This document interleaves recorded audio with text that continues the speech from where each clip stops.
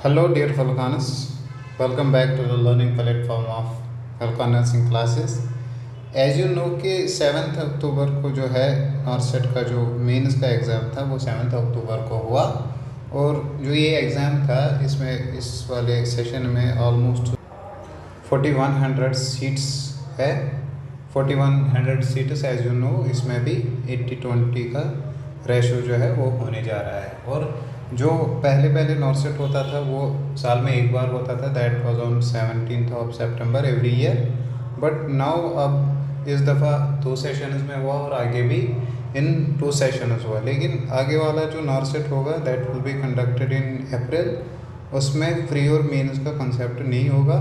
जो एग्ज़ाम है वो सिर्फ एक सेशन में ही कंप्लीट हो जाएगा। और बात करेंगे एम्स अवंतीपोरा की, तो मोस्टली जो नेक्स्ट नॉर्सेट होने वाला है अप्रैल में, इसमें ऑलमोस्ट 100 सीट्स आएंगी एम्स अवंतीपोरा की। That is probability, but actual में अगर ये प्रोबेबल सिचुएशन है कि अप्रैल के नॉर्सेट में सीट्स फिल होगी ऑफ एम्स अवंतीपोरा। बट जो सितंबर वाला सेशन है, सितंबर वाले सेशन में डेफिनेटली जो है सीट्स फिल होंगी।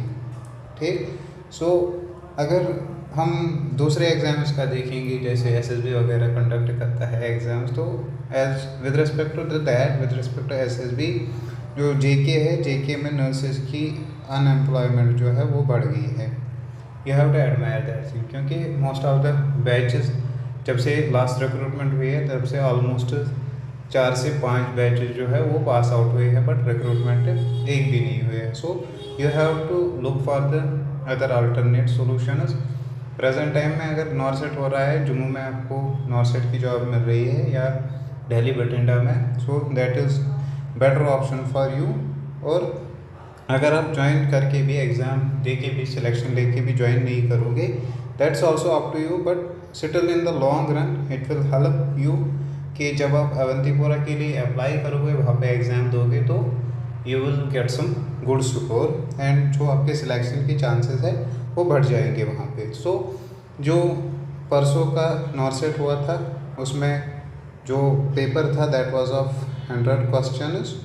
और पेपर की अगर बात करेंगे तो यूजुअली जो है वो प्रैक्टिकल बेस्ड और क्लिनिकल बेस्ड क्वेश्चंस पे पेपर था। सो क्लिनिकल एरिया जो है वो आपको अपना स्ट्रांग करना है। और in with the passage of time we will let you know कि कौन सी मेन चीज़ें हैं, कौन से मेन टॉपिक्स हैं और मेन सब्जेक्ट्स है जिन पे आपको फोकस करना है, जो आपकी सिलेक्शन के चांसेस बढ़ा देते हैं। ठीक, सो अगर आज के सेशन की बात करेंगे तो पहला क्वेश्चन जो है हमारा that is hypoxia is the primary problem related to near drowning victim. That means कि जो हाइपोक्सिया होता है ये प्राइमरी प्रॉब्लम होती है किनकी, नियर ड्राउनिंग विक्टिम्स की। मतलब जो डूबते हैं या डूबने जा रहे हैं विक्टिम्स, उनको सबसे पहले क्या होता है, हाइपोक्सिया। सो अगर हाइपोक्सिया उनको होता है, the first organ that sustains irreversible damage after the submersion in water. That means कि पानी में डूबने से पहले कौन सा ऑर्गन पहले जो है वो डैमेज हो जाता है। Number 1 is kidney, heart, lungs and brain. देखिए जब भी हाइपोक्सिया होता है तो यूजुअली जो बॉडी के सारे वाइटल ऑर्गन्स है वो इम्पैक्ट हो जाते हैं, बट ब्रेन जो है, ब्रेन सबसे पहले इम्पैक्ट होता है, बिकॉज जो ब्रेन सेल्स होते हैं they can sustain hypoxia for a period of just 4 minutes. After that उनमें क्या होता है, इरिवर्सिबल चेंजेस डेवलप हो जाती है या परमानेंट डेथ होती है ब्रेन सेल्स की। So right option will be brain. अगर यहाँ पे आपको ड्राउनिंग का कंसेप्ट नहीं है तो अगर यहाँ पे हम सीपीआर का भी कंसेप्ट लगाएंगे कि सीपीआर का मेन परफ्यूजन जो मेन पर्पस होता है that is the cerebral perfusion, क्योंकि ब्रेन सेल जो है वो पहले डैमेज हो जाती है बिकॉज ऑफ द हाइपोक्सिया और Altered perfusion. Second question is which of the medication require close observation for the bronchospasm in client with COPD और एज्मा। दैट मीन्स कि इनमें से कौन सी मेडिकेशन को लेकर हमें क्लोज ऑब्जर्वेशन करनी है forward for bronchospasm, that is the spasm of the bronchus. किस क्लाइंट में, जिस क्लाइंट को सीओपीडी होगा या एज्मा होगा। मैंने ऑलरेडी आपको पढ़ाया है कि जो बीटा ब्लॉकर्स होते हैं वो दो टाइप्स के होती है। One is that of the selective beta blocker और दूसरा जो है दैट इज़ नॉन सिलेक्टिव। जो नॉन सिलेक्टिव होते हैं वो बीटा 2 रिसेप्टर्स पे भी एक्ट करते हैं। और बीटा 2 रिसेप्टर्स कहाँ पे होते हैं? That are present in the lungs. So जब ये बीटा 2 रिसेप्टर्स को इनहिबिट कर देते हैं, ब्रोंकियल सिक्रीशन इंक्रीज हो जाती है, प्लस ब्रोंको कंस्ट्रक्शन और ब्रोंको स्पाज्म होता है। सो अगर इन ड्रग्स में से देखेंगे तो जो प्रोपेनोलॉल है that is non selective beta blocker. So ऐसे ड्रग के लिए हमें क्लोजली ऑब्जर्व करना है for bronchospasm. Number 3 is the nurse would expect to include which of the following when planning the management of a client with Lyme disease। ठीक, सो जब हम plan कर रहे हैं, जब एक नर्स प्लान कर रही है मैनेजमेंट ऑफ ए क्लाइंट को क्या है लाइम डिजीज, तो कौन सी चीज़ वो इसमें इंक्लूड करेगी? Complete bed rest for 6 to 8 weeks. Rest हम प्रोवाइड करते हैं पेशेंट को, बट कंप्लीट बेड रेस्ट नहीं देते हो, फॉर दैट मच ड्यूरेशन हम नहीं देते। Second is tetracycline treatment. देखिए जो लाइम डिजीज़ होती है, जो ड्रग ऑफ चॉइस बनता है for Lyme disease that is doxycycline. अगर डॉक्सीसाइक्लिन अवेलेबल ना हो then we can go for tetracycline. Then amphotericin B वो हम नहीं देते हैं in case of Lyme disease. High protein diet देते हैं विथ लिमिटेड फ्लूइड्स नहीं देते हैं। जो फ्लूइड इंटेक होता है, फ्लूइड इंटेक को हम बढ़ा देते हैं लाइम डिजीज़ के केस में। So right option will be tetracycline treatment, क्योंकि ये बनता है drug of choice for Lyme disease.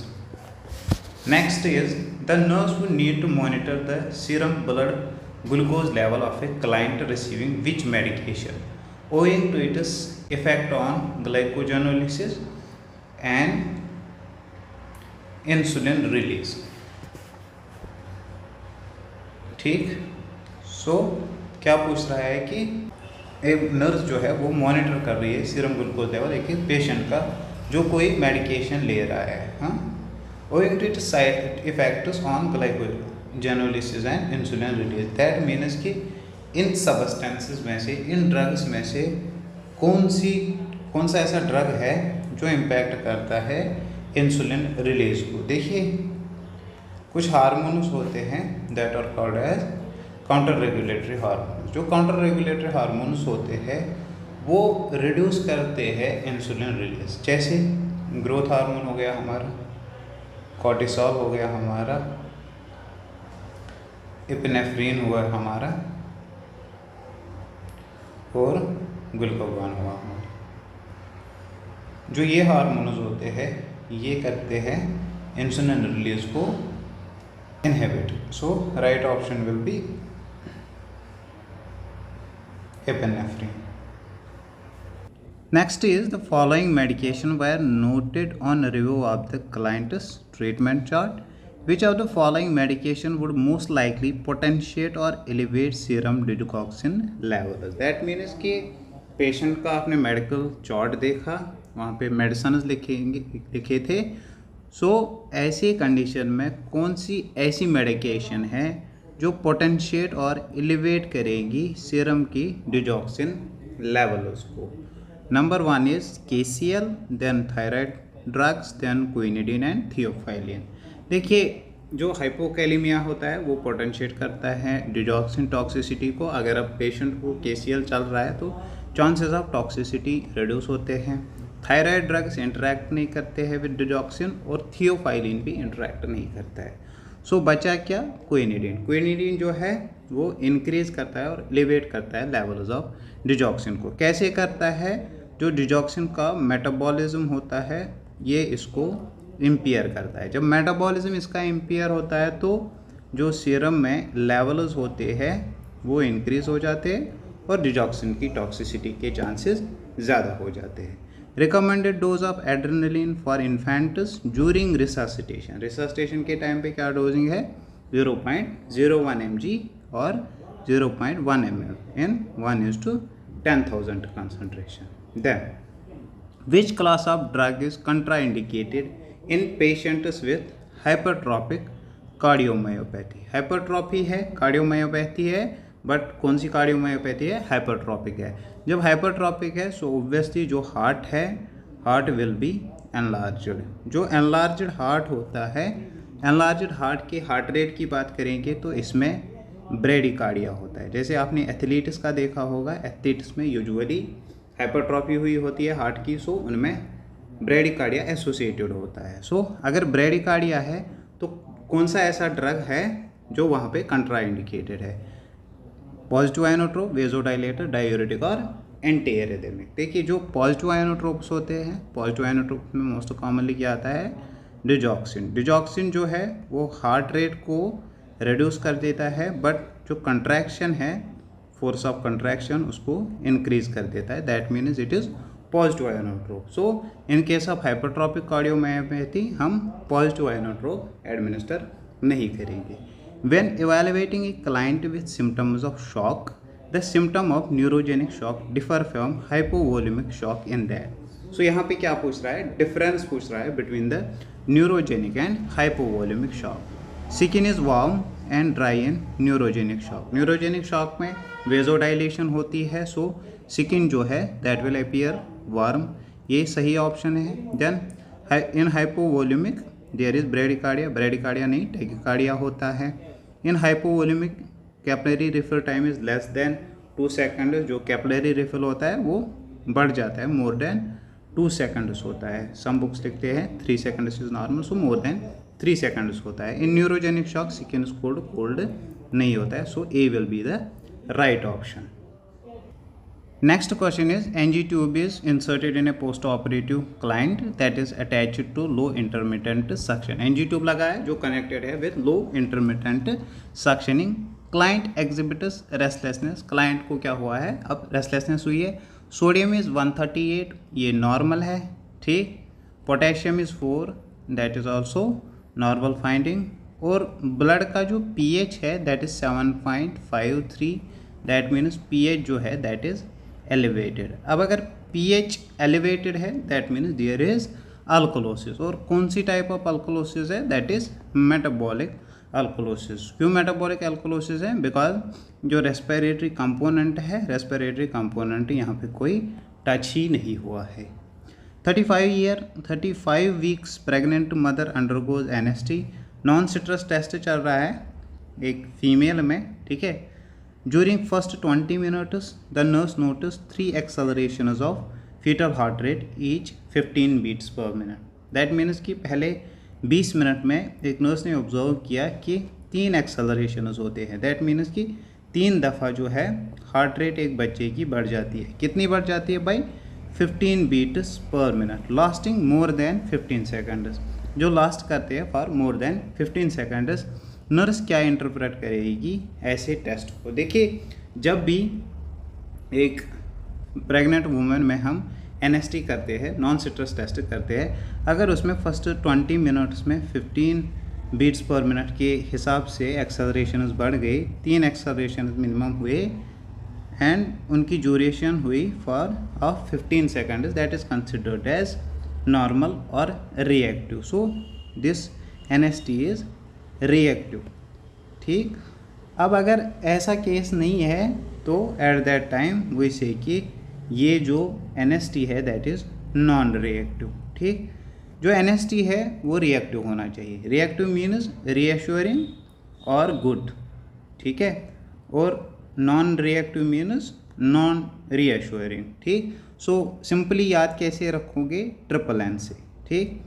जब एनएसटी नॉन रिएक्टिव होगा so that is not good. और अगर ये अब रिएक्टिव है तो reactive means it is positive, ठीक है। तो यहाँ पे दोनों ऑप्शन है, one is the reactive, second is the positive. लेकिन प्रेफर कौन सा हम करेंगे? वी विल प्रेफर रिएक्टिव, क्योंकि डेटा से हमें ये रिएक्टिव लग रहा है। सेकंड थिंग इज़ कि जो पॉजिटिव नेगेटिव का सीन होता है वो हम यूज़ करते हैं in CST, that is the contraction stress test. वो हम with the help of oxytocin करते हैं और निपल स्टिमुलेशन से करते हैं।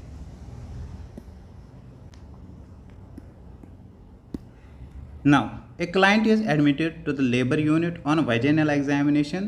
The presenting part was at +2 station the data reflectors. ठीक, सो लेबर रूम में एक फीमेल एडमिट है जब आपने वेजिनल एग्जामिनेशन की। सो प्रेजेंटिंग पार्ट जो था दैट वाज एट +2 स्टेशन। इसका क्या मतलब है, देखिए जब प्रेजेंटिंग पार्ट एट स्टियल सुपाइनस होगा,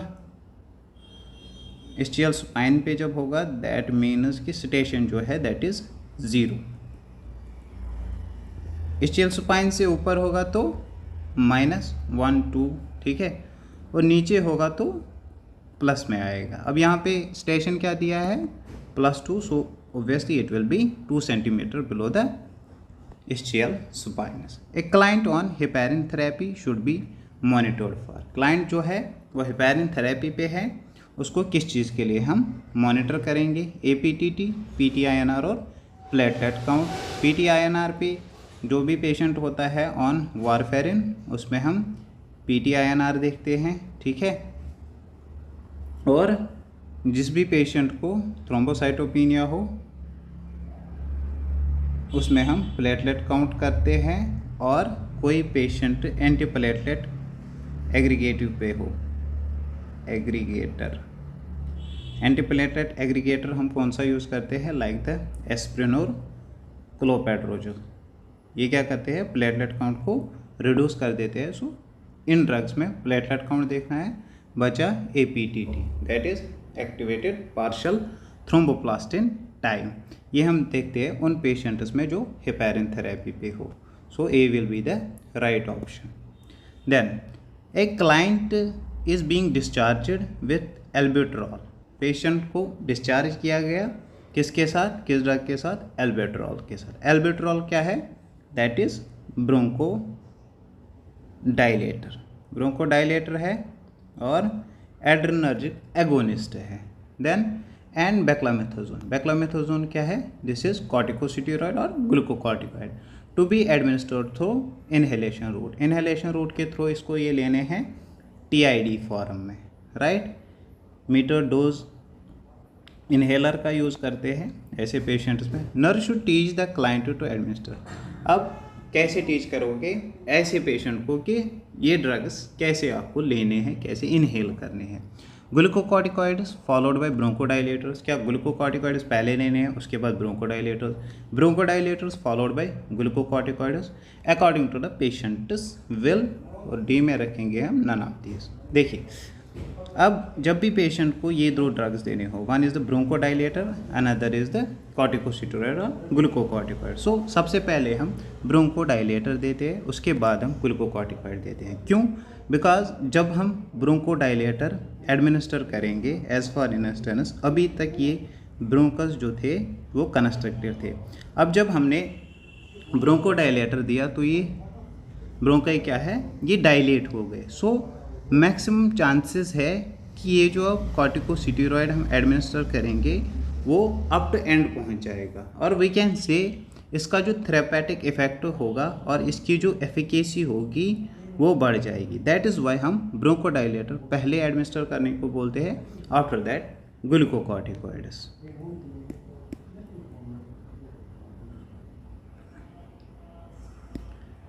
Now, in addition to changing the mother's position to relieve cord pressure, the nurse may employ the following measures in the event that she observes the cord out of the vagina. That means कि patient को cord prolapse हुआ है, so ऐसे patient में in addition to changing the position or providing the position, कौन सी position हम देते हैं, ट्रांसलंबर्गस position देते हैं। In addition to that एक nurse क्या करेगी, एक warm soaking गॉज रखना है कहाँ पे, जो पेशेंट का विजिबल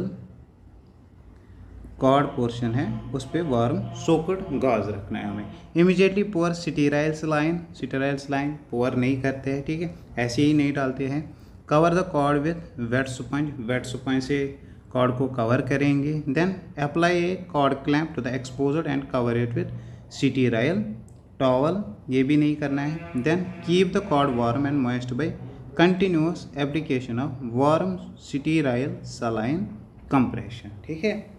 वार्म स्टीराइल एक गॉज रखना है इसके ऊपर और स्लाइड प्रेशर एक्सर्ट करना है। Then A client is admitted to the hospital for the induction of the labor owing to gestation of 42 weeks confirmed by dates and ultrasound when she is dilated 3 centimeter। ठीक है, so जो female है that is we can say is in first stage of labor। ठीक, अब first stage of labour में है जो dilation है, dilation is 3 centimetre. As you know जो फर्स्ट स्टेज ऑफ लेबर होता है इसमें 3 फेजेस होते हैं, one is latent, then active and transient phase. अब जो डायलेशन है that is just 3 centimetres, 1 to 4 centimetre dilation होती है इनटू द लेटेंट फेज और 5 to 7 एक्टिव फेज और 8 to 10 होती है ट्रांसिएंट में। अब यहाँ पे 3 है, दैट मीन्स कि फीमेल जो है that is in latent phase. अगर लेटेंट फेज में कंट्रैक्शंस की बात करेंगे, कंट्रैक्शन जो है नॉर्मल कंट्रैक्शन की ड्यूरेशन 60 सेकेंड्स होती है, राइट। अब यहाँ पे क्या लिखा है, she has a contraction of 70 seconds, that means जो कंट्रैक्शन है ऑफ यूट्रस वो बढ़ गई है। So there is hyper stimulation of uterus, uterus जो है वो हाइपर स्टिमुलेट हुआ है। So chances of uterine rupture है यहाँ पे। अब जब चांसेस ऑफ यूटेराइन रप्चर है यहाँ पे, सो ऑब्वियसली अगर इसको ऑक्सीटोसिन चल रहा है तो पहला इंटरवेंशन जो है वो ये है कि ऑक्सीटोसिन को हम स्टॉप करेंगे। जब ऑक्सीटोसिन स्टॉप हो जाएगा so hyper stimulation of this uterus prevent होगी और यूटेराइन रप्चर नहीं होगा। So we have to turn off the IV oxytocin। Then during the client's first postpartum day, the nurse assessed that the fundus was located laterally to the umbilicus. This may be due to जो fundus है that is deviated to the lateral side। तो इसका reason क्या हो सकता है, इसका reason हो सकता है कि जो ब्लैडर होगा एक फीमेल का that is filled और distended, उससे क्या है जो ये फंडस है ये शिफ्ट होता है laterally। So the right option will be urine retention or distended bladder। Then postpartum client complains of rectal pressure, severe pain in her। Then a postpartum client complains of severe rectal pressure and then a postpartum client complains of rectal pressure, severe pain in the perineum। This may be indicative of rectal pressure है plus severe pain है, तो ये indicate क्या करता है, after birth pains. After birth pains में भी pain होती है but that is not severe. Then constipation, अगर कॉन्स्टिपेशन होगी फीमेल को then there will be the abdominal pain, rectal area में पेन नहीं होगी। सिस्टाइटिस में सुप्राप्यूबिक पेन होगी, so it indicates that hematoma of the vagina और विल्वा हुआ है। 6 month old infant is receiving ribavirin for the treatment of respiratory syncytial virus। RSV के लिए क्या देते हैं हम, रिबाविरिन देते हैं। Ribavirin is administered through which one of the following route. देखिए जो रिबाविरिन है वो हम ऑरली भी देते हैं, IMB, IVB और एरोसॉल रूट के थ्रू भी देते हैं, लेकिन in case of respiratory syncytial virus हम ये एरोसॉल रूट के थ्रू एडमिनिस्टर करते हैं। 5 year old child has suffered 2nd degree thermal burn over 30% of body।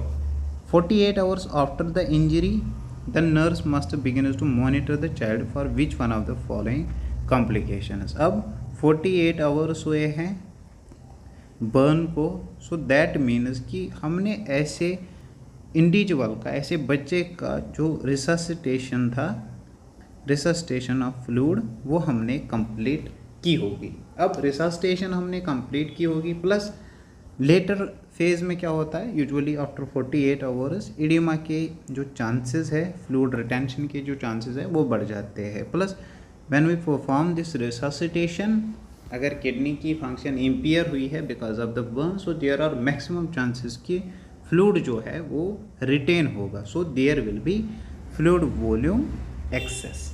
ठीक, इमीडिएट फेज में फ्लूइड वॉल्यूम डिफिसिट हो सकता है, कार्डियक आउटपुट कम हो सकता है और सीवियर हाइपोटेंशन हो सकता है। बट 48 आवर्स की टाइम ड्यूरेशन है, so there are maximum chances of fluid overload. Then reliable indicator for assessing the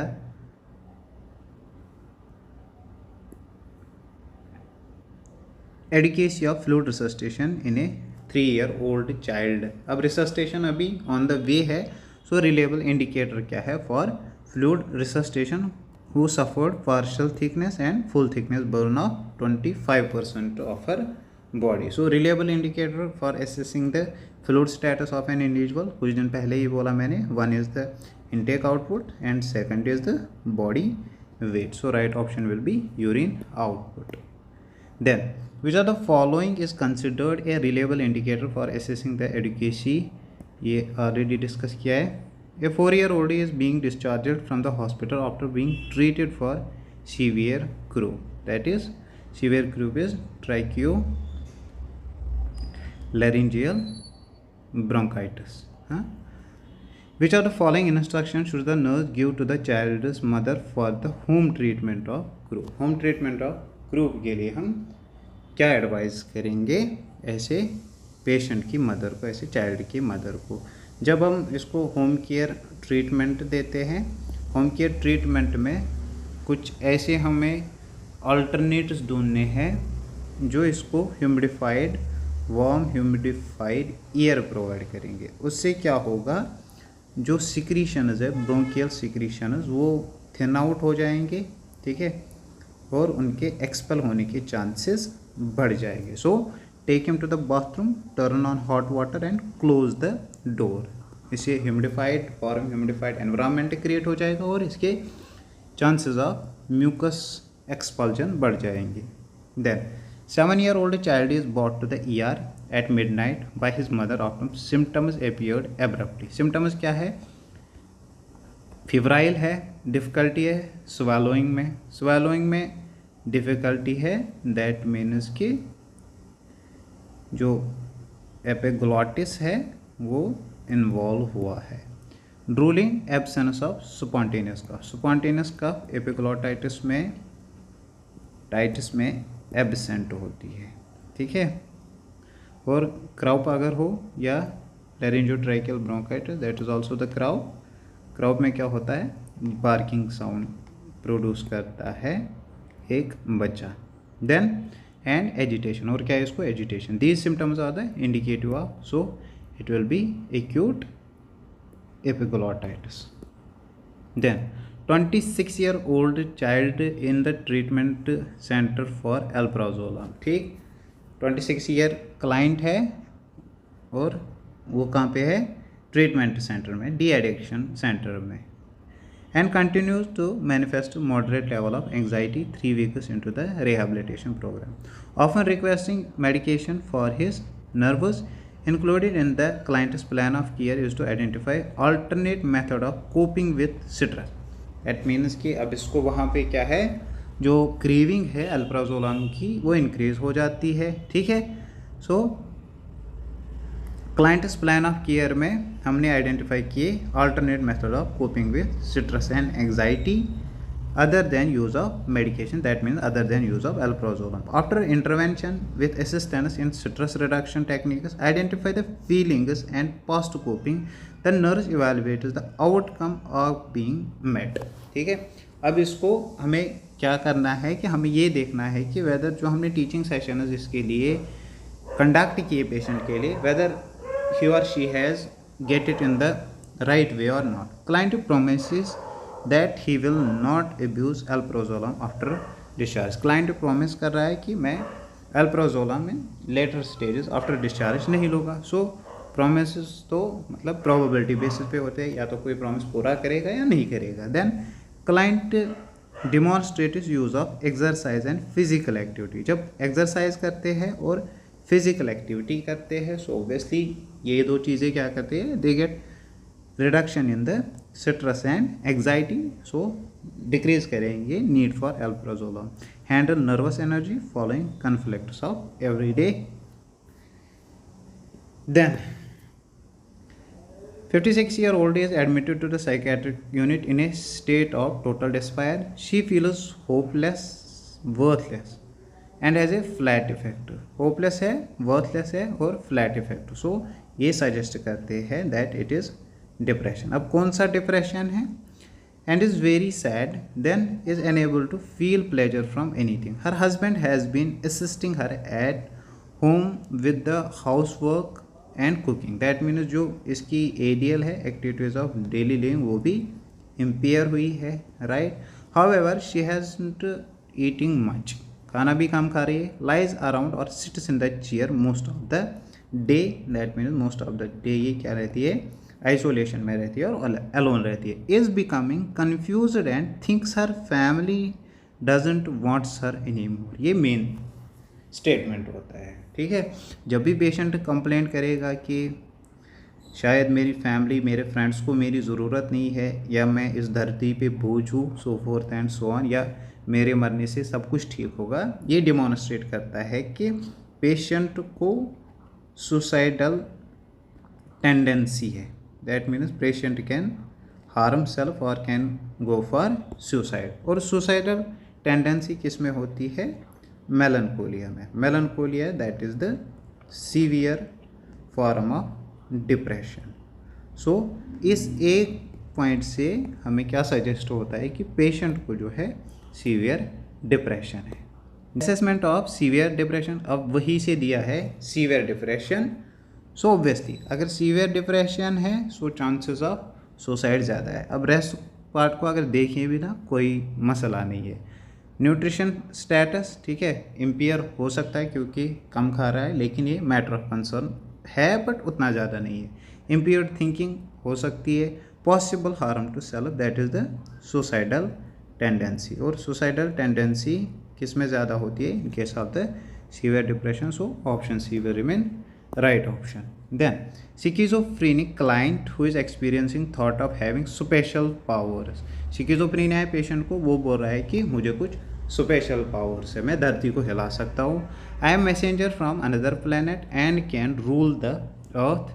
the nurse assesses this behaviour. ठीक, जब पेशेंट कंप्लेंट करेगा कि that he is some great personality, उसको कुछ special powers है, that means कि उसको क्या है? डेल्यूजन ऑफ ग्रैंडियोसिटी है और डेल्यूजन ऑफ ग्रैंडियोर। और प्रोसिक्यूटरी डेल्यूजन में इसको क्या लगता है कि अगर कोई इंडिविजुअल है, he is trying to harm him, drag him etcetera, ठीक है, और वी कैन से कि अगला वाला जो बंदा है वो इसको क्या करेगा? नुकसान पहुंचाएगा। और रेफरेंस का डेल्यूजन अगर हो तो ही इज़ थिंकिंग कि जो दो बंदे बात कर रहे हैं वो मेरे बारे में बात कर रहे हैं। Then on admission the client has sign and symptoms of pulmonary oedema. Patient को क्या है? Signs and symptoms of pulmonary oedema. Pulmonary oedema में क्या होता है? लंग्स की कैविटी में जो फ्लूइड है, फ्लूइड एक्यूमुलेट हो जाता है। यूजुअली पल्मोनरी इडीमा कुछ ड्रग से भी होता है, plus heart failure, left sided heart failure अगर होगा इंडिविजुअल को, उसमें भी चांसेस ऑफ पल्मोनरी इडीमा होते हैं। अब फ्लूइड एक्यूमुलेट हुआ है वहाँ पे, सो क्रैकलिंग साउंड जो है, crackling sound will be present there. Plus अगर किसी इंडिविजुअल को पल्मोनरी इडीमा हुआ है, सो ऐसे पेशेंट में क्या होगा? डिस्निया होगा। सो डिस्निया को रिलीव करने के लिए जो मोस्ट प्रेफर्ड पोजीशन है, दैट्स हाइपोलोरस। हाइपोलोरस और हाइपोलोरस से ज़्यादा इम्पॉर्टेंट है, that is the tripod position and orthopnic position. The nurse places the client in most appropriate position with this condition. तो कौन सी पोजीशन देंगे? हाइपोलोरस। हाँ, सेमीपोलोरस उतनी दे सकते हैं बट उतनी इफेक्टिव नहीं है जितनी हाइपोलोरस है।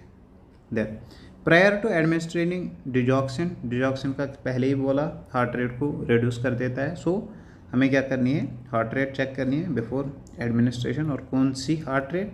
That is the apical. Heart पे हार्ट रेट काउंट करनी है और 1 मिनट के लिए पूरी काउंट करनी है, क्योंकि पेशेंट को जो है हार्ट रेट इरेगुलर भी हो सकती है। सो 10, 15, 20 सेकंड्स तक ऐसा नहीं करना है। So apical pulse for 1 minute. Male client was involved in a motor vehicle accident earlier in the day.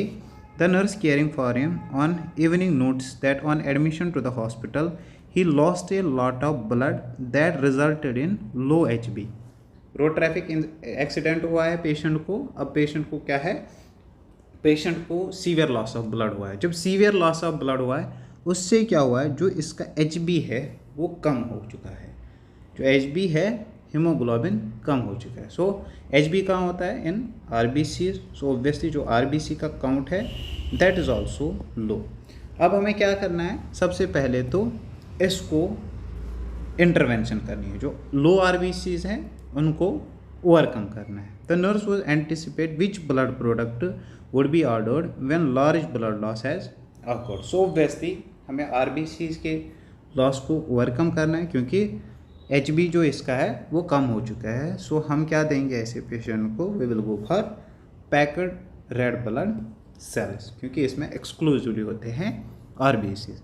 Patient having deep rapid regular respiration with fruity odour breath suspected DKA। Suspected diagnosis DKA है, right. और patient को अब क्या हो रहा है, deep rapid regular respiration, that is the Kussmaul's breathing और respiration, ठीक, with fruity odour breath. Fruity odour breath किससे हुआ है, because of the ketone bodies जो डेवलप होते हैं in case of DKA। Nurse क्या करेगी, इंटरप्रेट के पेशेंट को क्या कंडीशन है, हाइपरकेलेमिया, हाइपोकेलेमिया, मेटाबॉलिक अल्कोलोसिस और मेटाबॉलिक एसिडोसिस। देखिए ये जो इवेंट्स होते हैं दैट मीन्स कि रेस्पिरेशन का बढ़ जाना प्लस फ्रूटी ऑर्डर, ठीक है, स्पेशली जब रेस्पिरेशन बढ़ जाती है CO2 इससे ज़्यादा वाइंड अप होता है। सो यहाँ पे कंपनसेशन में क्या होती है, मेटाबॉलिक रेस्पिरेटरी अल्कोलोसिस होती है। सो ऑब्वियसली ये जो कंडीशन है यहाँ पे ये क्या है, this is the metabolic acidosis, क्योंकि DKA में मेटाबॉलिक एसिडोसिस होती है। Although there can occurs the hyperkalaemia, लेकिन हाइपरकेलेमिया जब हो जाता है तो वहाँ पे कोस्मोलस रेस्पिरेशन वगैरह ये नहीं होती है। सो बिकॉज ऑफ अगर किसी इंडिविजुअल को आइसोलेटेड हाइपरकेलेमिया होगा तो उसको ऐसी सिम्टम्स नहीं आती है, that is the fruity breath and this rapid respiration, ठीक है, और कोस्मोलस रेस्पिरेशन, ऐसे सिम्टम्स नहीं आती है। बट जब मेटाबॉलिक एसिडोसिस होती है specially in case of DKA तब जाके ये सिम्टम्स आ जाते हैं एक इंडिविजुअल को। So right option will be metabolic acidosis. Now identify the disorder, pedigree analysis का क्वेश्चन था। सो यहाँ पे मेल इम्पैक्टेड है, यहाँ फीमेल्स है, ठीक, यहाँ मेल है, फीमेल फीमेल मेल मेल, ठीक है। सो जो डिजीज़ है वो इक्वली ट्रांसमिट होती है फ्रॉम टू फीमेल्स और daughters as well as the males, ठीक, प्लस फादर से ट्रांसमिट होती है to daughters as well as the son. So it will be the autosomal. Now autosomal अगर है डोमिनेंट है कि रिसेसिव है, यहाँ पे फर्स्ट जनरेशन इन्वॉल्व है, सेकंड जनरेशन भी इन्वॉल्व है और यहाँ पे थर्ड जनरेशन भी इन्वॉल्व है। सो जनरेशन स्किप नहीं होता है। अब इस पोर्शन का देखेंगे तो यहाँ पे ये जनरेशन इन्वॉल्व नहीं है और ये भी नहीं है। So we can't say here कि यहाँ पे क्या है, यहाँ पे जनरेशन स्किप हुई है। हाँ, अगर यहाँ पे एज फॉर इंस्टेंस एक चाइल्ड इम्पैक्ट होता तब जाके हम बोल सकते थे कि जनरेशन स्किप हुई है, तब जाके ये ऑटोसोमल रिसेसिव बन सकती थी। बट जनरेशन स्किप नहीं हुई है, so it will be autosomal dominant. Then maximum level of alcohol that is allowed for driving in India. India में 30 mg पर DL और 0.03% अलाउड है और USA में 80 mg पर DL अलाउड है। So right option will be 30 mg पर DL। Match the following correctly. जो मीजल्स है उसमें हम सबक्यूटेनियस रूट का यूज़ करते हैं, BCG में इंट्राडर्मल, ठीक है, OPV में ऑरल और हिब में IM। Then identify the following image, ये जो है ये रिप्रेजेंट करता है ट्रैकियल डायलेटर को। नाउ दिस इमेज रिप्रेजेंट्स, ये क्या रिप्रेजेंट करता है और क्वेश्चन पूछा गया था कि ये क्या मेजर करता है। This is Portex endotracheal tube manometer, ET2 manometer simply, और सिंपली हम मानोमीटर इसको बोलते हैं। ये क्या मेजर करता है, जो एंडोट्रैकियल ट्यूब होता है उसका ये प्रेशर मेजर करता है वो कितना होता है 20 to 25 mHg नॉर्मल होता है। किस लिए ये प्रेशर इसमें मेंटेन करते हैं, सो दैट कि जो एंडोट्रैकियल ट्यूब है वो डिसलॉज ना हो, प्लस एस्पायरेशन ना हो, प्लस थर्ड पर्पज़ इसकी इन्फेक्शन ना हो। जब एस्पायरेशन होगी तो निमोनिया हो सकता है। देन ये क्या रिप्रेजेंट करता है, कौन सी पोजीशन ये रिप्रेजेंट करता है। ये यूजुअली हम तब देते हैं जब हम रोड साइड पे पेशेंट को देखते हैं कि वो अनकॉन्शियस है और अनरेस्पॉन्सिव है, किसी कोई रोड ट्रैफिक एक्सीडेंट हुआ है इसको। सो ये जो पोजीशन है उसको हम प्रोवाइड करते हैं। This position is called as the recovery position. ये हम CPR की केस में देते हैं। देन ये इमेज क्या रिप्रेजेंट करती है, this is the normal ECG। यहाँ की बात करेंगे, सो this is pick line, that is peripherally inserted central cannula. ठीक है, ये हम किन पेशेंट्स में यूज़ करते हैं, जिनको हम कीमोथेरेपी देते हैं। लॉन्ग टर्म के लिए लाइन इंटैक्ट रखनी होती है, फॉर दैट पर्पस हम क्या यूज़ करते हैं, पिक लाइन, जिसको हम कॉमनली बोलते हैं कीमोपोर्ट। Now, during blood transfusion, patient develop dyspnea, tachycardia and hypotension. The scenario suggests. Blood transfusion चल रहा है, पेशेंट को क्या हुआ है, डिस्निया, टैकिकार्डिया हुआ है और हाइपोटेंशन हुआ है। तो ये क्या रिप्रेजेंट करता है, देखिए अगर एलर्जिक रिएक्शन होगी यहाँ पे तो पेशेंट को हाइपोटेंशन हो सकता है और टैकिकार्डिया भी हो सकता है। लेकिन जो कार्डिनल साइन है ऑफ एलर्जिक रिएक्शन और एनाफाइलेक्टिक रिएक्शन, दैट इज यूट्रिकेरिया। ठीक है, इचिंग होगी पेशेंट को। अब इचिंग का यहाँ पे मेंशन ही नहीं है, so it can not be the allergic reaction. Delay transfusion reaction भी एलर्जिक इन नेचर ही होती है। फ्लूइड ओवरलोड में डिस्निया तो हो सकता है लेकिन हाइपरटेंशन होगा, हाइपोटेंशन नहीं होगा, और टैकिकार्डिया की जगह पे ब्रैडिकार्डिया होगा। नाउ बचता है हीमोलिटिक रिएक्शन। देखिए जब हीमोलिटिक रिएक्शन होती है किसी भी पेशेंट को during the blood transfusion, haemolysis हो जाती है, दैट मीन्स कि RBCs जो है वो ब्रेक डाउन हो जाती है। जब RBCs ब्रेक डाउन होगी तो पेशेंट को क्या होगा, हेमेचूरिया होता है। जब हेमेचूरिया होता है तो ब्लड का जो वॉल्यूम है वो कम हो जाता है, so there will be hypotension. Compensation में टैकिकार्डिया होगा और देयर विल बी डिस्निया। क्योंकि डिस्निया कैसे होगा, क्योंकि अब जो oxygen carrying capacity of blood है वो रिड्यूस हो गई, क्योंकि RBCs जो है वो लॉस हो गई है और HB कंटेंट कम होगा। So there will be tissue perfusion less होगा, so patient will feel dyspnoea. So right option is haemolytic reaction.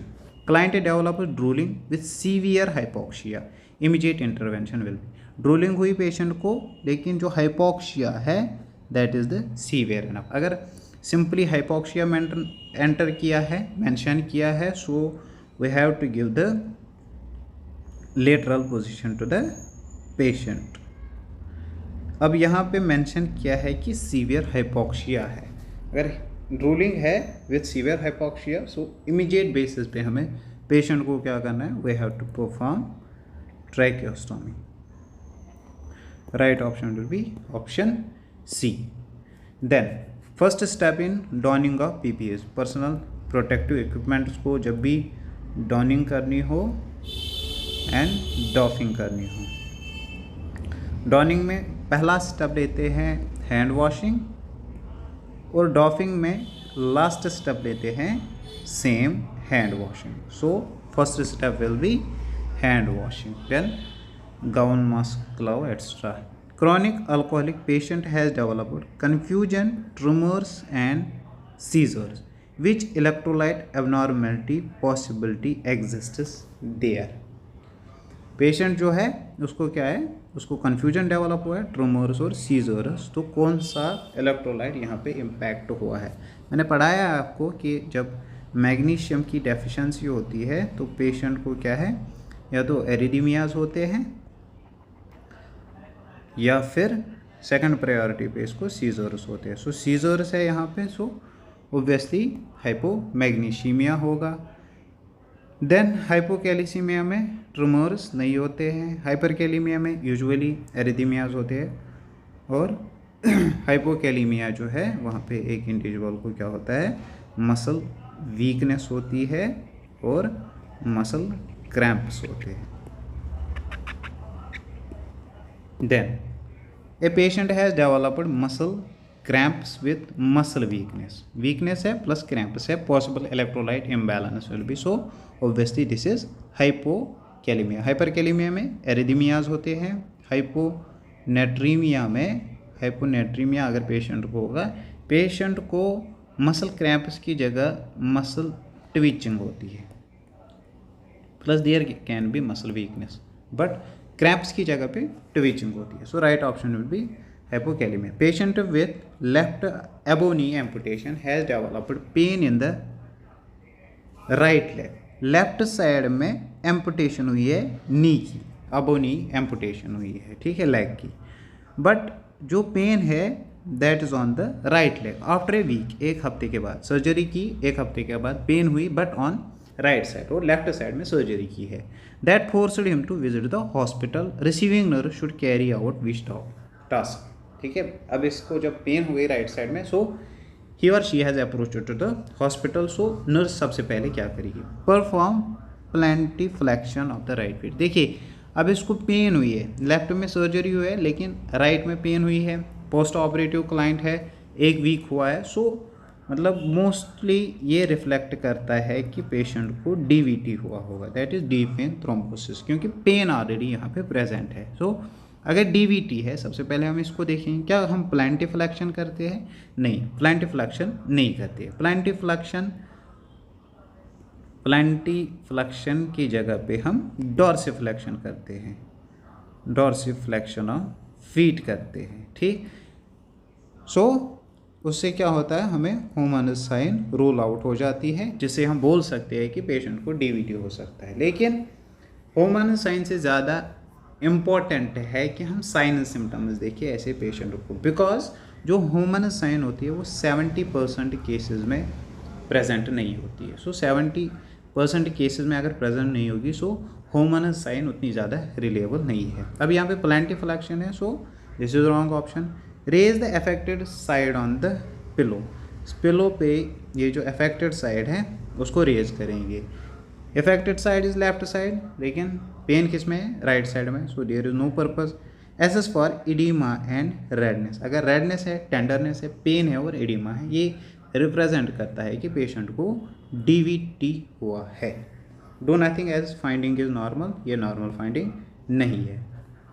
Then a client arrived to emergency department with chest pain. On arrival, his vitals were heart rate 100, respiratory rate 28 beats per minute, BP of 160 over 100, SpO2 of 94।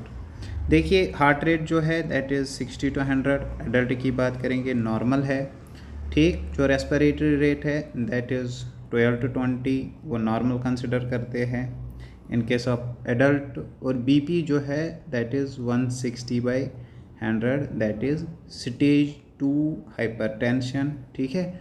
और saturation जो है SpO2 वो यहाँ पे हम consider करते हैं 95 to 100% without the oxygen support. अब यहाँ पे मेंशनड क्या है, जो हार्ट रेट है वो अबव रेंज पे है लेकिन नॉर्मल है, और रेस्पिरेटरी रेट जो है that is 28, that means there is tachypnoea, ठीक।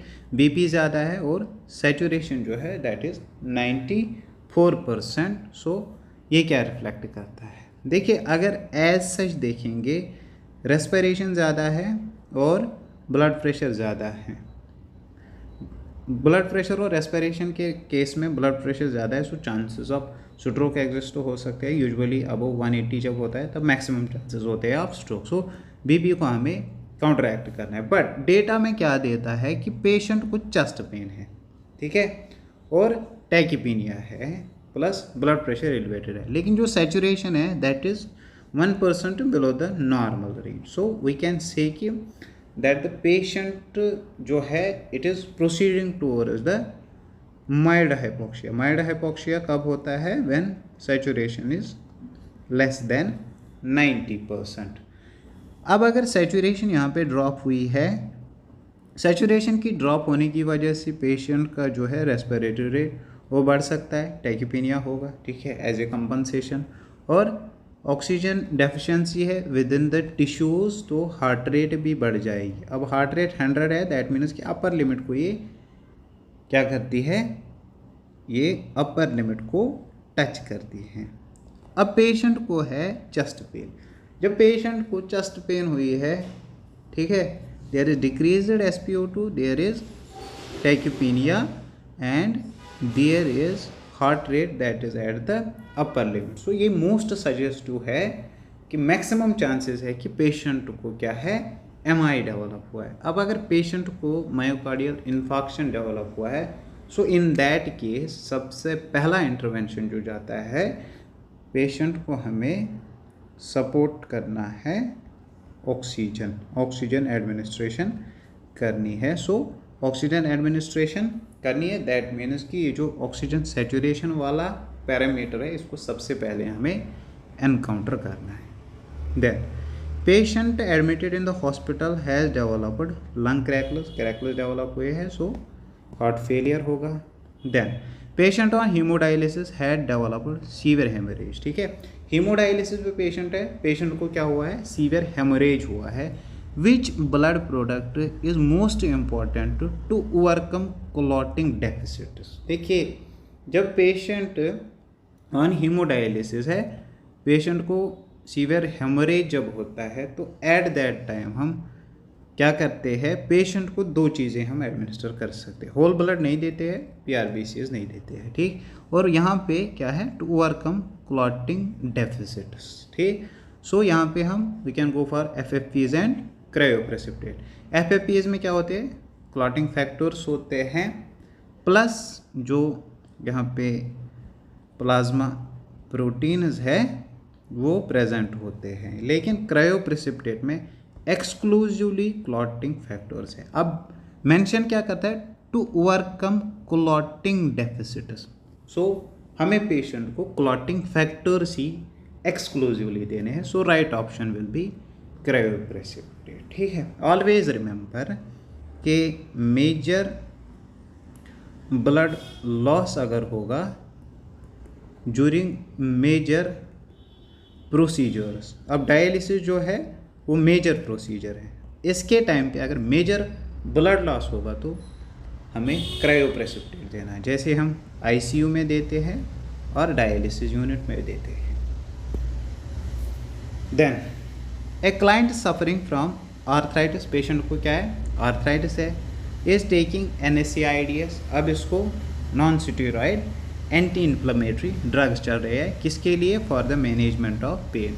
NSAIDs एज सच हम यूज़ करते हैं first line drugs for rheumatoid arthritis. The nurse should advise the client to, अब NSAIDs है, NSAIDs पेन को रिड्यूस करते हैं, साइक्लोऑक्सीजिनेस रिसेप्टर्स को ये क्या करते हैं, इनहिबिट करते हैं, और साइक्लोऑक्सीजिनेस एंजाइम को ये इनहिबिट करते हैं। लेकिन अगर गैस्ट्रिक म्यूकोजा की बात करेंगे, गैस्ट्रिक म्यूकोजा की, और वी कैन से कि ये जो NSAIDs होगा ये PGs को इनहिबिट करते हैं।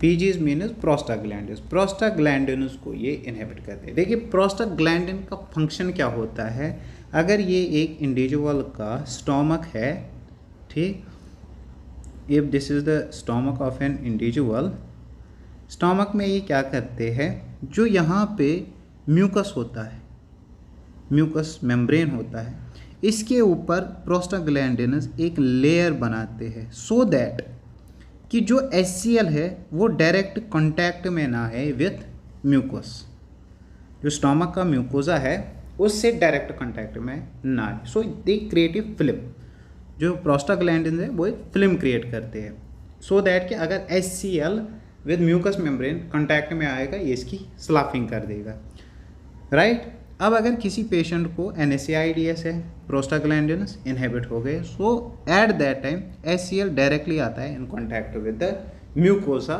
सो उसकी स्लाफिंग हो जाती है, ठीक है, चांसेस ऑफ ब्लीड बढ़ जाते हैं, राइट, और वी कैन से कि गैस्ट्रिक अल्सरेशन हो जाती है। दैट इज़ वाई कि अगर कोई पेशेंट ऑन NSAIDs होता है, उसको साइड बाय साइड हम मिसोप्रोस्टोल पे भी रखते हैं, मिसोप्रोस्टोल पे भी रखते हैं।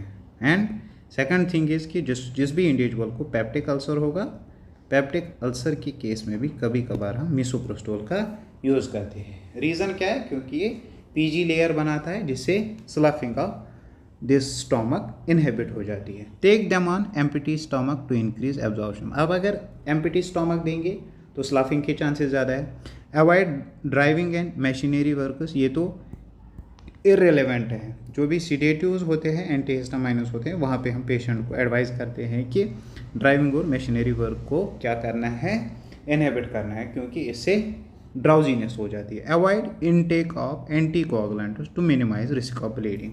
अब यहाँ पे NSAIDs स्लफिंग करते हैं of stomach, so chances of bleeding ज़्यादा है। अब अगर एंटीकोगुलेंट्स हम पेशेंट को देंगे तो जो रिस्क ऑफ ब्लीडिंग है वो इंक्रीज हो जाएगी।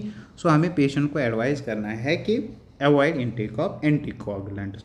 No precaution is needed, this is not relevant. Then furosemide 20 mg BD prescribe हुआ है for a client with congestive heart failure. The nurse should instruct the client. Furosemide जो है that is the loop diuretic, ठीक है, fluid overload में देते हैं।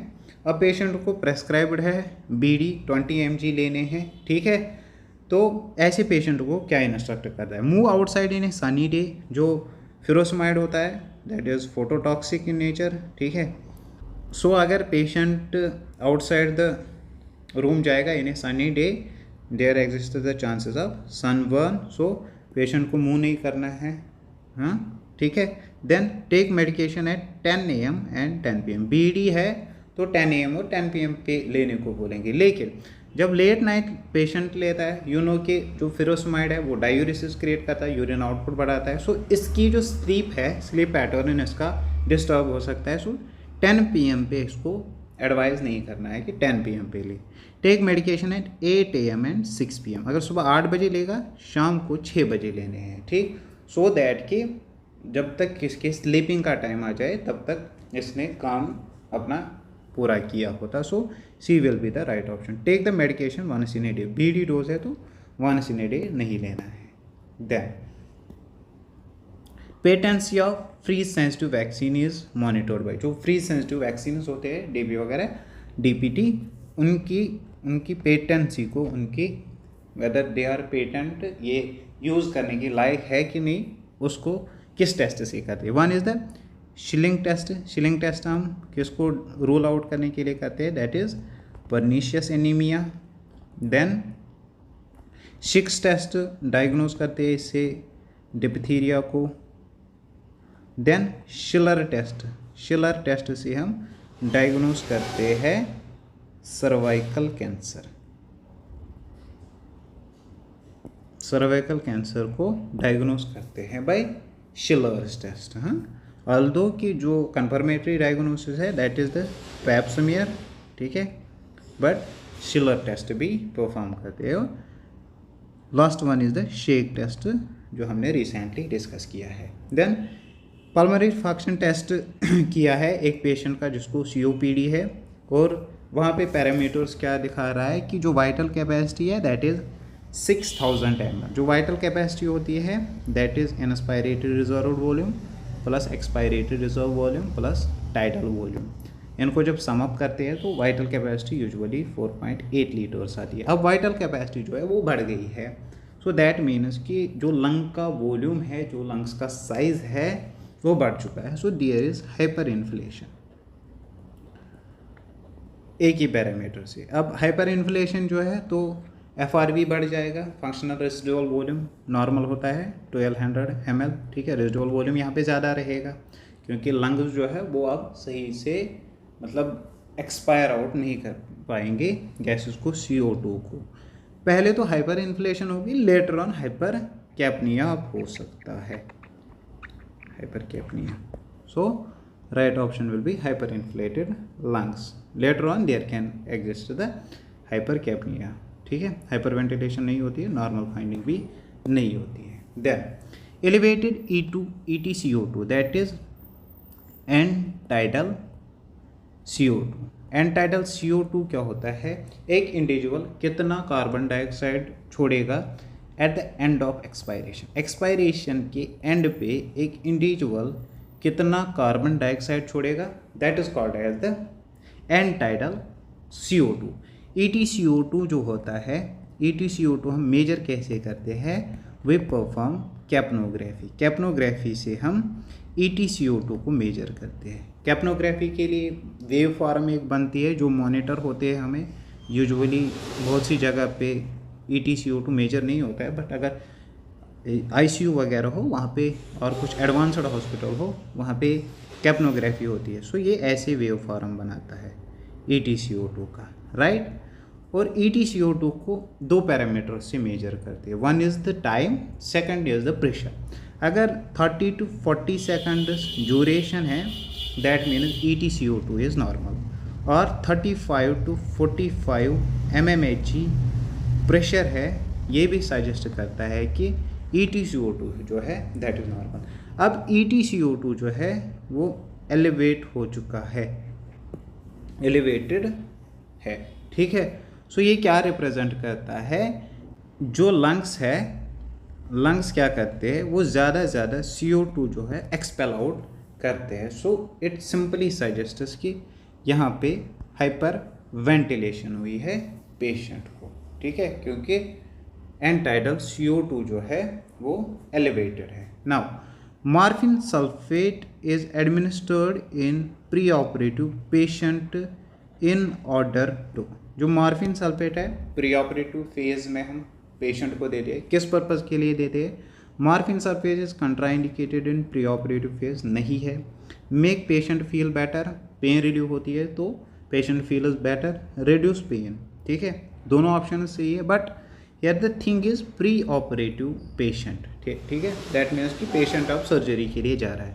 Pre operative phase में किस पर्पज़ के लिए देते हैं, जैसे MI में ऑक्सीजन डिमांड को कम करने के लिए देते हैं, यहाँ पे किस लिए देते हैं, जो मॉर्फिन होता है, मॉर्फिन GI मोटिलिटी को रिड्यूस करता है प्लस GI सिक्रीशंस को भी। So in order to decrease oral secretions कम हो जाएगा तो एस्पिरेशन के चांसेस कम होते हैं, that is why for that purpose हम मॉर्फिन सल्फेट का यूज़ कर देते हैं। Then when collecting blood for ABG analysis, the nurse accidentally inserted the needle in vein instead of artery। ABG आप कर रहे हो पेशेंट का, अब एक्सीडेंटली आपने क्या किया कि जो आपने नीडल इंसर्ट की वो वेन में चली गई instead of artery. As for instance यहाँ पे आर्टरी है, साइड बाय साइड इसको वेन है, ठीक। अब यहाँ पे आपको नीडल इंसर्ट करनी थी बट आपने वेन में इंसर्ट किया। एज यू नो कि जब भी हमें ABG के लिए सैंपल कलेक्ट करना हो, अगर हमने रेडियल आर्टरी ली तो 45 डिग्री एंगल लेते हैं, अगर फीमोरल लिया तो 90 डिग्री लेते हैं, but in case of Venus collection हम यूजुअली 30 डिग्री एंगल यूज़ करते हैं, ठीक। अब यहाँ पे आपने किस में डाला, वेन में, ठीक है। अब इसका जो है जो इंसर्शन एंगल था, इंसर्शन एंगल इसका इंक्रीज्ड हुआ है। So there are the chances कि ये जो वेन है, वेन को क्या हो सकता है, ये पंक्चर हो सकती है। जब वेन पंक्चर होगी तो वहाँ पे हेमाटोमा फॉर्मेशन हो सकती है, हेमाटोमा फॉर्मेशन हो सकती है। So right option will be haematoma formation at vein site. Then medication dose of 35 is prescribed, so prescription जो है दैट इज़ 35 mg और अवेलेबल जो है दैट इज़ 350। किस में देना है, 500 ml सोल्यूशन में। सो ऑब्वियसली जो डोज है, डोज इज़ D/A/V। डोज जो प्रेस्क्रिप्शन में लिखा है अवेलेबिलिटी है और वॉल्यूम है। सो प्रेस्क्रिप्शन क्या है 35, अवेलेबल क्या है 350 × 500, cancel out this, so 50 ml per hour ये होगा required dose. Then purpose of fluid administration in a patient undergoing surgery is to, patient को प्री ऑप फेज में हम फ्लूइड रिसस्टेशन क्यों करते हैं, क्योंकि जब भी पेशेंट को हम सर्जरी करते हैं, सर्जरी के टाइम पे ब्लड लॉस होता है, ठीक है। ब्लड लॉस कितना होता है डिपेंड की टाइप ऑफ सर्जरी क्या है, whether it is minor major, ठीक है। और कौन से पार्ट की सर्जरी है। सो जब ब्लड लॉस होता है तो डिहाइड्रेशन होती है पेशेंट को, डिहाइड्रेशन से पेशेंट क्या है, शॉक में चला जा सकता है। सो डिहाइड्रेशन को ओवरकम करने के लिए और हाइड्रेशन मेंटेन करने के लिए हम पेशेंट को क्या देते हैं, प्री ऑपरेटिव फेज में फ्लूइड्स एडमिनिस्टर करते हैं। Reduce post operative pain, pain reduce नहीं होती है, एंग्जाइटी रिड्यूस नहीं होती है, नीड फॉर एनाल्जेसिक को रिड्यूस नहीं करता है। ये क्या करता है, पेशेंट हाइड्रेशन को मेंटेन करता है। ड्यूरेशन ऑफ कॉपर टी 380, ठीक है, उसकी 10 ईयर्स है।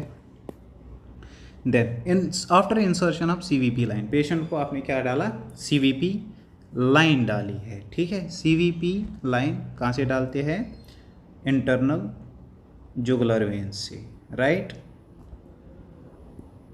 कहाँ पे डालते हैं, इन द सुपीरियर वेना cava में, ठीक। Who is on multiple IV drugs and fluids, the patient become agitated, patient को क्या हुआ है, एजिटेट हुआ है, टैकीकार्डिया हुआ है और टैकीपीनिया हुआ है। देखिए एजिटेशन, टैकीकार्डिया और टैकीपीनिया ये कार्डिनल साइन है of pulmonary embolism.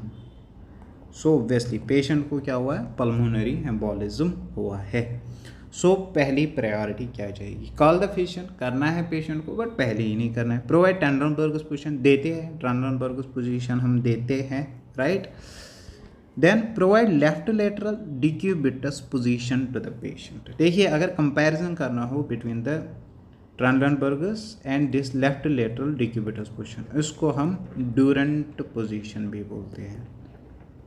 In case of pulmonary embolism, most preferable position is left lateral decubitus or Durant. Then अगर हम ये पोजीशन नहीं देंगे देन पेशेंट को हम ट्रांडनबर्गस पोजीशन दे सकते हैं। आफ्टर दैट हमें पेशेंट को क्या है, डॉक्टर को कॉल करनी है कि पेशेंट को ऑब्जर्व करे। So right option will be option C, that is provide left lateral decubitus position. ये लेफ्ट लेटरल डिक्यूबिटस पोजीशन है। Then CVC measure, central venous catheter जो है वो क्या मेजर करता है, सेंट्रल वेनस कैथेटर हम इंटरनल जुगुलर वेन के थ्रू डालते हैं। कहाँ पे, in the superior vena cava, superior vena cava में इंसर्ट करते हैं। अब जो सुपीरियर वेना केवा है, as for instance this is heart, यहाँ पे सुपीरियर वेना केवा होती है, वो अटैच्ड होती है टू राइट एट्रियम। सो ये क्या करता है, सेंट्रल वेनस कैथेटर ये मेजर करता है pressure inside the right atrium. Then discharge teaching of least preference for a client with permanent pacemaker. Patient आया था किसका, 3rd डिग्री हार्ट ब्लॉक का हॉस्पिटल में, और आपने पेशेंट को पेसमेकर डाला परमानेंट वन, ठीक। अब पेशेंट को आप डिस्चार्ज टीचिंग दे रहे हो, इनमें से कौन सा पॉइंट ऐसा है जिसको लीस्ट प्रेफरेंस देगी। दैट मीन्स कि ये या तो पेशेंट को आप एंड में बोलोगे या नहीं बोलोगे। First is signs of malfunctioning of pacemaker, इसको अवेयर करना है कि अगर ऐसा ऐसा हुआ तो at that time you are suppose to make sure कि जो पेसमेकर है ये सही से फंक्शन नहीं करना है, ऐसी टीचिंग देनी है। मेडिकेशन अवेयरनेस, पेशेंट को जो भी मेडिकेशन चल रही है उनकी अवेयरनेस इसको देनी है, कैसे खानी है, कब नहीं खानी है, और क्या क्या प्रिकॉशंस लेनी है। देन पर्पस ऑफ पेसमेकर, ठीक। And final is use of electrical appliances, जो भी इलेक्ट्रिकल एप्लियंसेस ज़्यादा इलेक्ट्रोमैग्नेटिक फील्ड क्रिएट करेंगे उनसे दूर रहना है, तो ये भी आप टीचिंग में इंक्लूड करेगी। Now the purpose of pacemaker, देखिए जो पर्पस ऑफ पेसमेकर है वो हमने ऑलरेडी पेशेंट को प्री प्रोसीजर फेज में एक्सप्लेन किया होगा। सो यहाँ पे इसको लीस्ट प्रेफरेंस मिलेगी। नाउ डिमेंशिया प्रीकॉक्स, डिमेंशिया प्रीकॉक्स को क्या बोलते हैं, सिकिज़ोफ्रीनिया। प्रेजेंट टर्म में सिकिज़ोफ्रीनिया बोलते हैं प्रेजेंट टाइम में, लेकिन पहले क्या बोलते थे, डिमेंशिया प्रीकॉक्स। ये टर्म किसने दी, Karl Marx, that was communist, ठीक है। सोशियोलॉजी में कंट्रीब्यूशन है इसका। यूगेन ब्यूलर ने सिकिज़ोफ्रीनिया के 4 एज वगैरह दिए। देन क्रेपलिन, ठीक है, जो क्रेपलिन था, क्रेपलिन ने सिकिज़ोफ्रीनिया को कौन सी टर्म दी थी पहले, dementia praecox. Then patient is having pernicious anaemia, which instruction should be provided. जो पर्नीशियस एनीमिया होता है विटामिन B12 डेफिशिएंसी से होता है, ठीक है। अगर CIF एब्सेंट हो, that is the cashless intrinsic factor, vitamin B12 की एब्जॉर्प्शन नहीं होगी तो पर्नीशियस एनीमिया होगा। या पेशेंट जो है वो वेजिटेरियन डाइट खाता है ज़्यादा, ठीक है, सो ऐसे पेशेंट में भी चांसेस ऑफ पर्नीशियस एनीमिया होती है क्योंकि वेज में विटामिन B12 कम होता है। नाउ अब अगर पेशेंट को विटामिन B12 की डेफिशिएंसी है, उसको हम B12 और CIF देते हैं इन थ्रू IM रूट, ठीक। लाइफ टाइम इसको विटामिन B12 और Castle's intrinsic factor through IM route लेना है। नाउ अब इस पेशेंट को आप इंस्ट्रक्शंस प्रोवाइड कर रहे हो तो कौन सी इंस्ट्रक्शन दोगे? Oral iron administration, vitamin B12 की डेफिशिएंसी है या CIF की डेफिशिएंसी है, सो आयरन का कोई रोल नहीं है। अटेंडिंग स्मोकिंग सेसेशन, ठीक है, इसको हम अंडर कंसिडरेशन लेंगे, ठीक।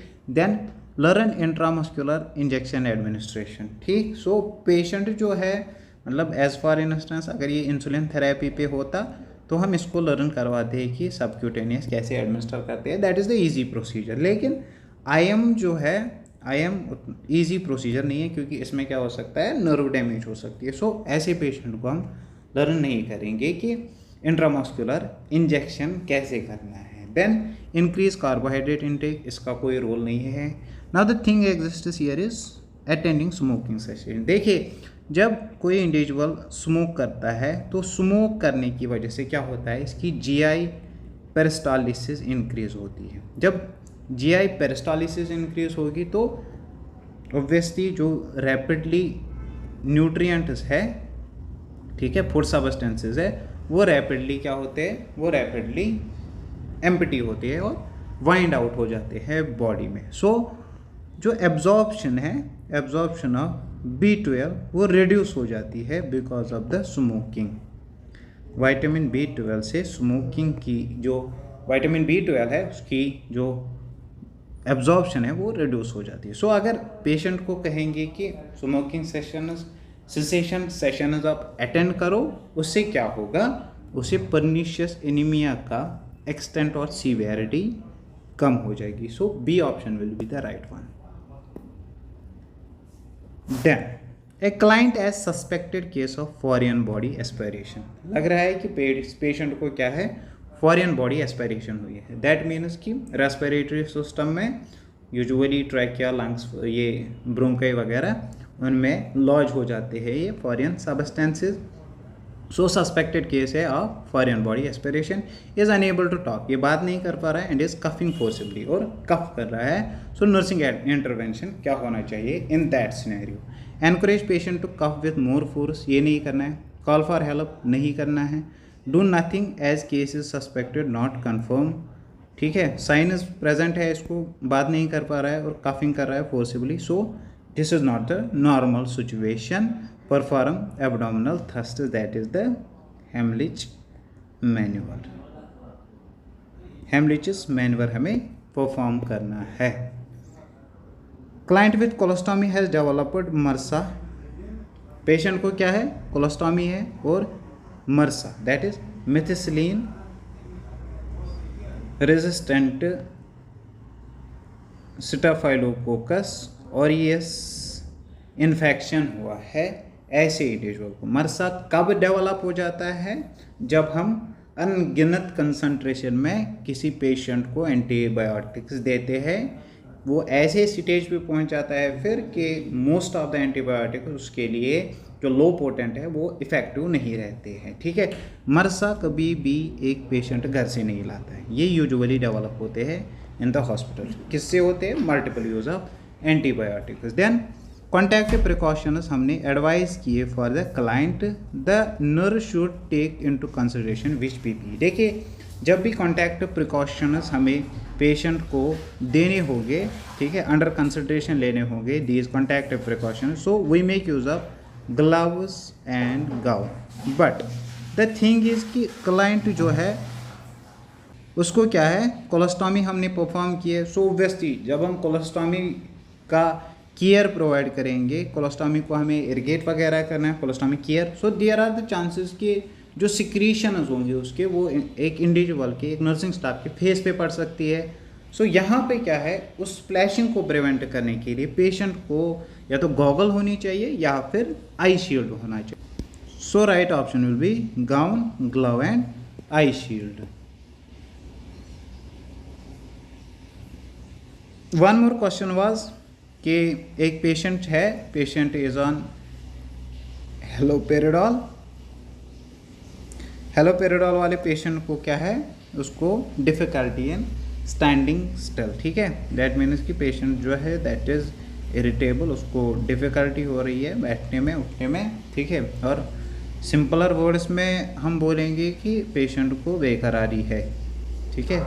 ये क्या सजेस्ट कर रहा है, दिस सजेस्ट्स कि हेलोपेरिडॉल की वजह से एक पेशेंट को एकथीसिया हुआ है। Akathisia means difficulty in standing still.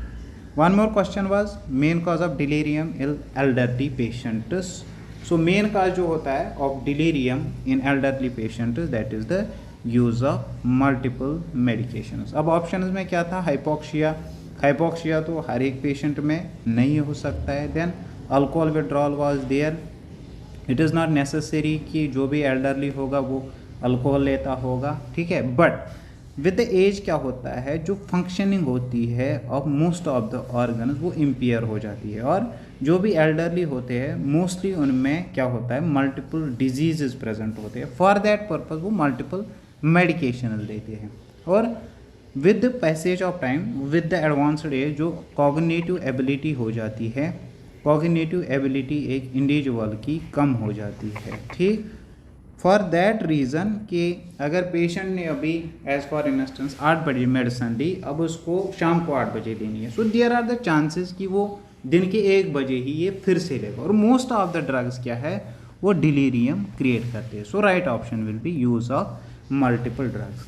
Then ECG with absent P waves और irregular QRS complexes. P wave absent है और QRS कॉम्प्लेक्स जो है that is what, that is irregular. ये बनता है hallmark of atrial fibrillation. Atrial fibrillation का जो हॉलमार्क है that is absent P waves and irregular QRS complex. Now next question is no flow in the nasogastric tube. अगर किसी patient को nasogastric tube लगा है, उसमें फ्लो नहीं आ रहा है, सो दैट सजेस्ट्स के उसमें किंकिंग है और ओबस्ट्रक्शन है। So first we are supposed to check the patient for the kinking in the tube. Then manual removal of urine. Manual removal of urine कब करते हैं, जब किसी इंडिविजुअल को यूरिनरी रिटेंशन होता है। पिछले वाले MCQ सेशन के लेक्चर में हमने ये डिस्कस किया था कि अगर किसी इंडिविजुअल को यूरिन रिटेंशन होगा, वहाँ पे हम manual method of urine removal use करते हैं, that is called as the Crede's manoeuvre, ठीक। Then black staining of, one more is the Crede's method. Crede's method में हम क्या करते हैं, क्रीडिस मेथड में हम सिल्वर नाइट्रेट देते हैं बच्चे को, ठीक है। किस बच्चे को, न्यूबॉर्न बेबी को। न्यूबॉर्न बेबी को हम सिल्वर नाइट्रेट देते हैं। कितना, 2% देते हैं। किस पर्पज़ के लिए देते हैं, क्योंकि जो बच्चा डिलीवर होता है उसको चांसेस ऑफ कंजक्टिवाइटिस होते हैं, ठीक है। At the time of delivery maximum chances of conjunctivitis वहाँ पे एग्जिस्ट होते हैं। सो ऐसे बच्चे को हम सिल्वर नाइट्रेट 2% देते हैं। So administration of this silver nitrate 2% that is called as the Crede's method. और ये manual removal is Crede's manoeuvre. Then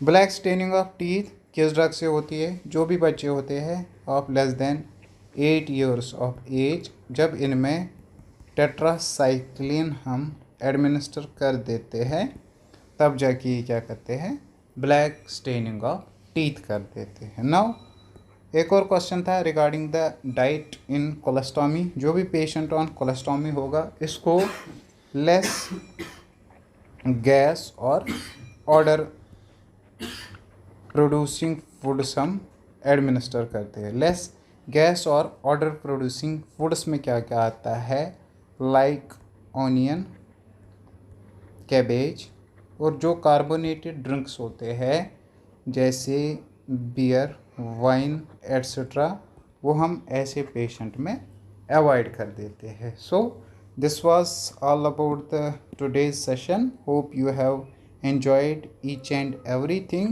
Stay connected for more content.